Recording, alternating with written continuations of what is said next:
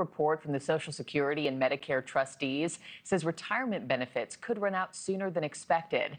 The nonpartisan watchdog group, the Committee for a Responsible Federal Budget, says Social Security is on a collision course toward insolvency, and benefits could be cut in 6 years. NewsNation national correspondent Brooke Shafer is live for us in Miami. And Brooke, Florida is home to millions of retirees, largely because of weather, no state income tax, but the cost of living is rising there. I was thinking about this morning. I mean, older Floridians have to be so nervous about this, right?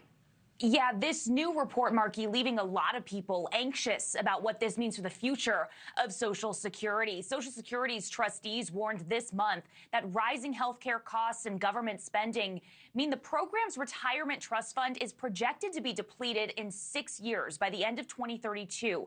That's earlier than past projections that had said the beginning of 2033. And it's a timeline that could lead to automatic benefit reductions if Congress fails to act. The Trump administration says it's committed to protecting and strengthening Social Security, but some GOP lawmakers are split on how to do that. This week, House Speaker Mike Johnson called for reform, arguing programs have to be adjusted and fixed. He said they have a plan to do that next year. But other Republicans worry about the political ramifications, too, of making changes to Social Security. Senator Josh Hawley from Missouri said addressed or reformed is usually code for cut. NewsNation spoke with a former Social Security administrator who argued the solution to the looming funding shortfall is higher income Americans paying more. And most Americans, Blake, think it is unfair that